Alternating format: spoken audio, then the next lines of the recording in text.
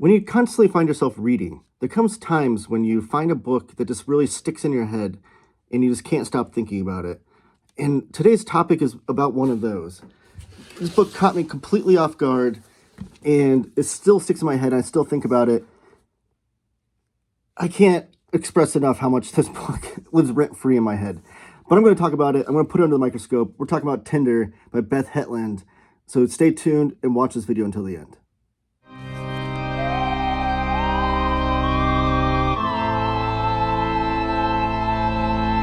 And we're back. My name is Taylor. This is Taylor Talks Comics. Thank you for joining me. Please give the video a thumbs up and comment down below with any of your thoughts on Beth Hetland's Tinder or your favorite body horror or favorite type of horror comics, whatever you want to talk about. I'm always in the comments replying to all comments. And give the video a thumbs up. Subscribe if you haven't already. I'm doing 31 days of horror comics, so every day of October, I'm covering a different horror comic or horror comic related topic. And I have a handy dandy playlist set up with all of the different horror comic videos that I've done so far for the month, so you can catch up nicely there. So this is Beth Hetland's Tinder. This comic, it caught my eye with the cover and the design of it, which I think was designed by Kayla E., amazing book designer. I didn't know what it was about necessarily, and I think that was the best way to go in.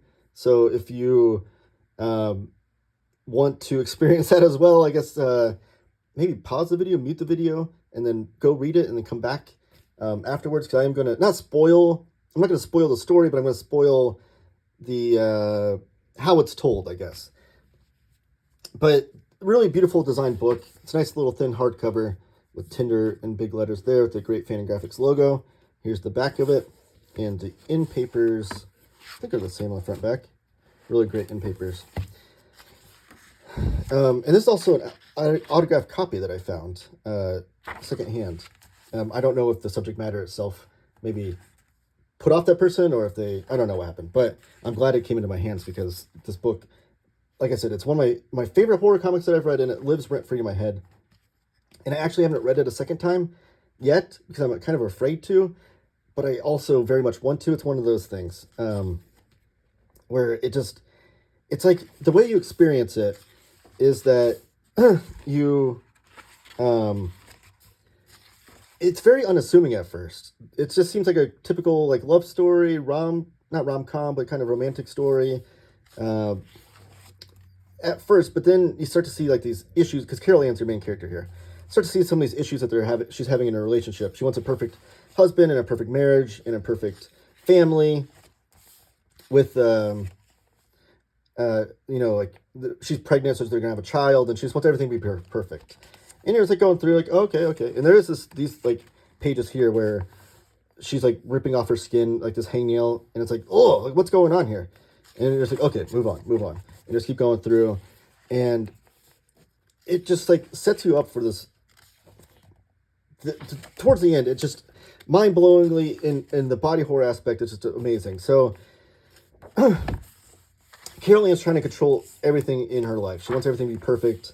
She doesn't want anything to go wrong. Because of the desire to control everything, nothing can go right.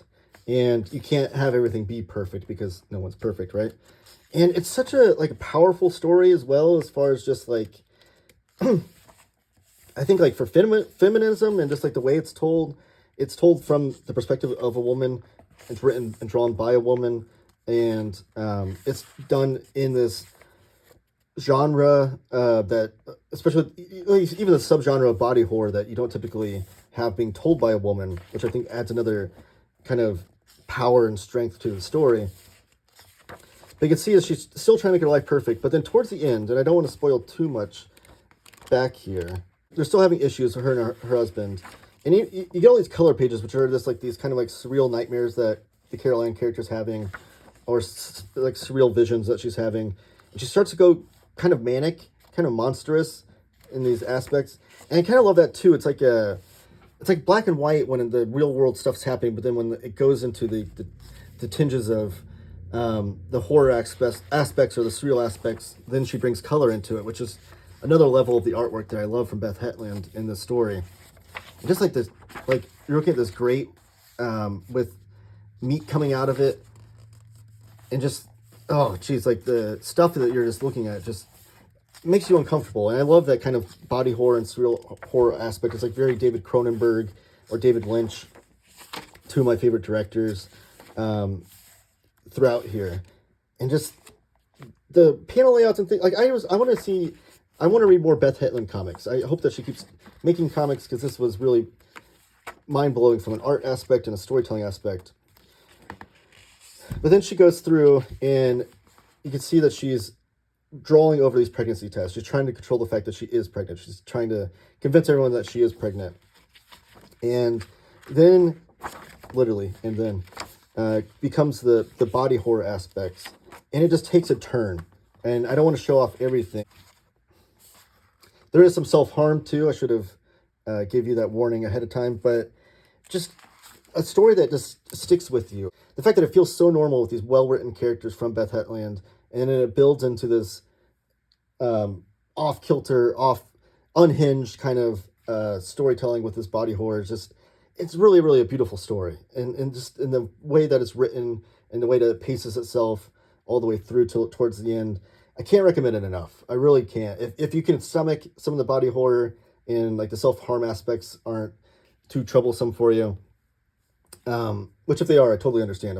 I wasn't trying to denigrate anybody, but if you can stomach it, read Tinder, because it'll stick with you for months and months afterwards.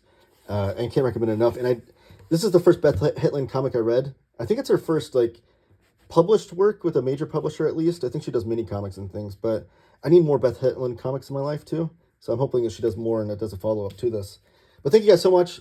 Please comment down below with your thoughts on Tinder if you've read it, on your thoughts on body horror or surreal horror, anything to do with horror comics. I'll reply to all comments. And subscribe if you haven't already. 31 days of horror comics. You don't want to miss out on that. Give the video a thumbs up and keep talking comics.